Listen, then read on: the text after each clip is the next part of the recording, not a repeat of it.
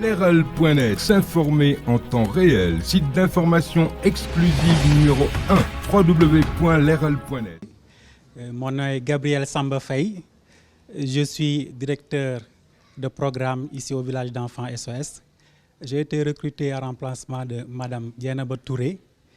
Et c'est un honneur pour moi aujourd'hui de célébrer cette naissance du père fondateur des villages d'enfants SOS. Mon sentiment est que c'est une célébration qui embarque tous les collaborateurs des villages d'enfants SOS.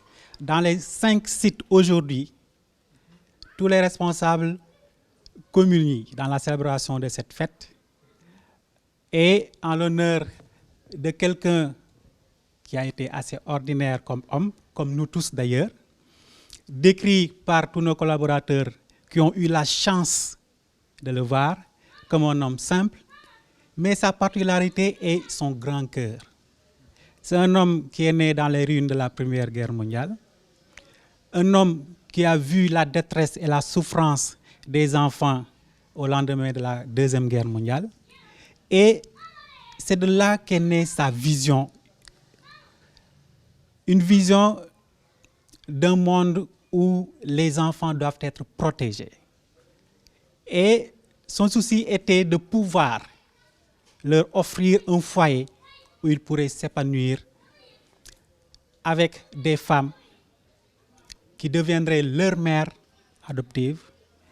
Et c'est dans ce cadre-là que Herman Meiner, avec l'aide de plusieurs amis, a pu ouvrir son premier village SOS.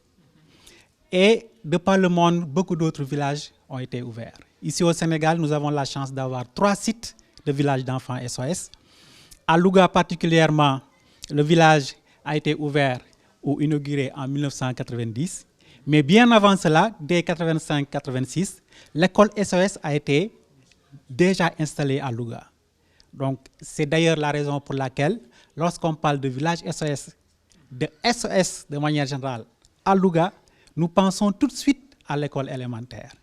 Et aujourd'hui, c'est une chance pour nous de remarquer que SOS a vraiment diversifié ses offres. Le cœur de métier des villages d'enfants SOS, c'est la prise en charge de longue durée.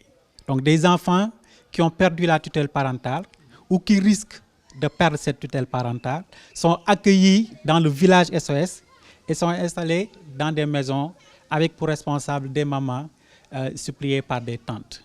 Actuellement, SOS est dans une phase d'ouverture à la communauté.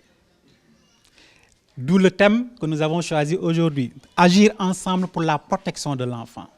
Ce que nous souhaitons par-dessus tout, c'est que SOS puisse être le fer de lance de cette protection de l'enfant dans toute la zone nord du pays. Pouvoir permettre à la population de mieux s'organiser pour pouvoir défendre les droits des enfants.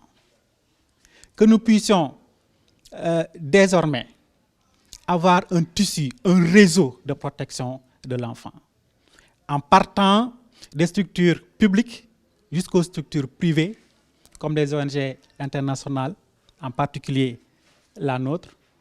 Nous souhaitons que ce réseau puisse répondre à toutes les attentes des populations en matière de protection de l'enfant, pour que désormais, nul enfant ne souffre de santé sans pouvoir ou de maladie sans pouvoir se soigner, que nul enfant ne veuille aller dans des écoles ou des centres de formation sans en avoir les moyens, et que grâce à ce réseau-là, tous les enfants sachent désormais qu'ils sont protégés et qu'ils doivent s'épanouir à Louga.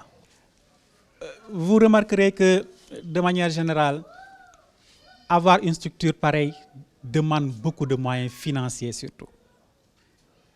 Vous saurez également que la plupart des moyens dont nous disposons nous viennent de l'extérieur. SOS, village d'enfants de Louga, pour son fonctionnement, dépend pratiquement de l'Espagne. Donc c'est l'Espagne qui finance le fonctionnement du village d'enfants SOS de Louga. Et dans plusieurs programmes, c'est la même chose. Ce que nous souhaitons, c'est tendre vers une autonomie dans le financement de nos projets, de nos villages, pour que les populations de Louga et du Sénégal puissent savoir que chacun d'entre nous peut contribuer financièrement et matériellement pour la prise en charge de ces enfants qui sont les nôtres. C'est pourquoi nous avons, pour notre collecte de fonds, un programme qu'on appelle le parrainage local et même international.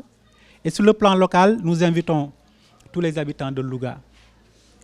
Parce que chacun peut y participer en raison de, tout simplement, 5 000 francs par mois. C'est une somme pas très élevée, mais qui peut vraiment nourrir un enfant. Pour chaque enfant parrainé, nous ne vous demandons que 5 000 francs par mois. Donc dans l'année, vous ne donnerez que 60 000 francs. Il est aussi possible pour ceux qui en ont les moyens de parrainer plusieurs enfants ou de parrainer même toute une maison familiale où on peut trouver 10 enfants. Nous nous rendons compte que les gens n'ont pas cette information et donc ils ne viennent pas en aide au village alors qu'ils en ont le souhait. Donc c'est une diffusion qui doit se faire pour que les gens puissent maintenant, désormais, venir en aide au village d'enfants SOS avec tout simplement ces petites sommes. Leral.net, s'informer en temps réel, site d'information exclusive numéro 1, www.leral.net.